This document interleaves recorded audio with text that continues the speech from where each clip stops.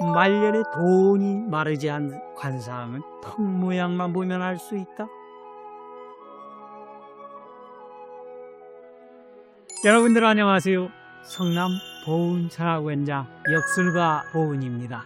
오늘은 말년에 돈이 마르지 않는 풍요로운 부자 관상에 대해서 알아보도록 하겠습니다. 성공하는 사람들의 얼굴을 보면 공통된 비밀이 숨어 있습니다. 특히 관상 부위 중에서도 턱관상은 인생의 말년운을 읽어내는 중요한 열쇠가 되는데요. 오늘 보은도사와 함께 말년에 돈 걱정 없는 관상의 비밀을 여러분들과 함께 풀어보도록 하겠습니다. 젊어서 고생은 사서 한다고 하지요. 말년에 빈털터리가 된다면 생고생의 시작입니다. 지금 바로 여러분들의 거울을 한번 보십시오. 나의 통장 잔고가 보일 겁니다. 어떤 고객께서 재물을 상담하러 오셨는데요. 본인은 어려서부터 항상 가난했었고 젊을 때도 큰 돈을 만져본 적이 없다고 하셨습니다. 하지만 그분의 관상을 천천히 살펴보니 나이가 들수록 돈이 붙는 얼굴이었습니다. 특히 이 부분에 황금운이 몰려 있었죠. 말년운과 재물운을 결정짓는 핵심 부위는 단단하니 걱정하지 마십시오라고 말씀드렸는데요. 실제로 그분은 대기만성하여 지금은 가난을 잊을 정도로 유복하고 풍요롭게 살고 있습니다. 그럼 지금부터요, 보은도사와 함께 말년에 돈이 술술 들어오는 얼굴의 비밀을 파헤쳐 볼까요? 돈이 술술 들어오는 부자 턱의 특징. 사람의 얼굴을 크게 3등분하면요, 이마는 초년, 코는 중년, 턱은 말년을 그려내고 있습니다. 특히 턱은 재물운을 담당하기 때문에 내가 돈을 많이 벌 수 있는 관상인지 말년에 재산을 목 지을 수 있을지를 보려면 반드시 턱을 봐야 합니다. 그렇다면 돈을 부르는 턱은 어떻게 생겼을까요? 턱은 모름지기 크고 단단할수록 좋습니다. 화관이 튼튼해야 재물운이 오래오래 유지가 되기 때문입니다. 얼굴의 좌우가 균형을 이루면 운이 좋을 때 그 기운이 더욱 강해진다고 봅니다. 특히 턱이 균형을 맞으면 재물운과 가족운도 원활하다고 봅니다. 인생에서는 조화가 중요합니다.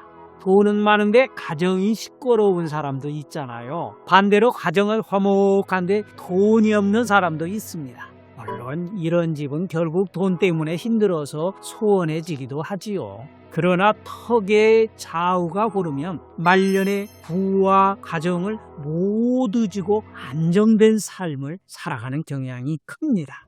아마 환호하신 분들도 계실 텐데요. 하지만 단순히 살이 많이 쪄서 턱이 2개인 것은 해당되지 않습니다. 이런 분들은 살이 빠지면 턱도 하나가 빠져버리거든요. 이런 턱 말고 말랐든 살이 찌든 항상 턱이 겹친 사람이 있습니다. 이런 분들은 중년 이후에 재정적인 안정을 이룰 가능성이 아주 크고요. 대체로 낙천적이며 인심이 후하고 관대합니다. 그래서 말년에는 돈뿐만 아니라 사람도 많이 붙어 있습니다. 자식복이 편안한 가정을 상징하는 관상입니다. 턱이 부드러운 곡선을 이루면서 이목구비와 조화된다면 인간관계가 원만하다고 보기 때문에 가정 또한 평안하다고 봅니다. 재물운을 막는 이엄한 턱관상. 너무 작은 턱. 턱은 말년운을 보는 곳인데 턱이 작으면 운의 크기도 작을 수밖에 없습니다. 특히 나이가 들면서 배우자나 자식과 거리가 멀어질 수 있고요. 재산도 쉽게 빠져나가는 기운이 강해질 수 있습니다. 자고로 얼굴에는 흉터와 잡티가 없는 것이 제일입니다.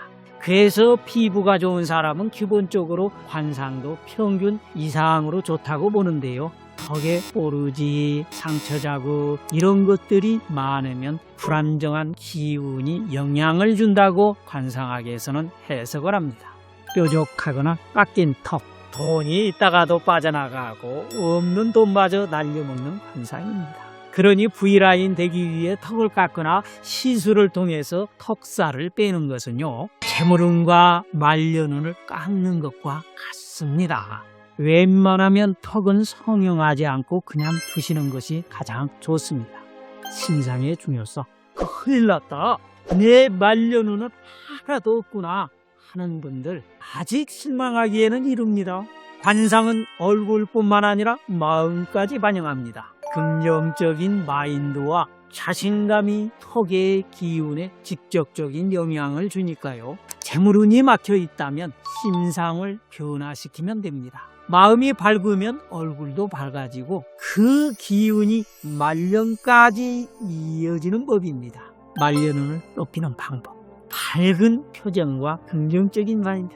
어르신들 중에서도요, 얼굴이 항상 화사한 분들은 주변에서 도움을 많이 받고 인생이 평탄한 경우가 많습니다.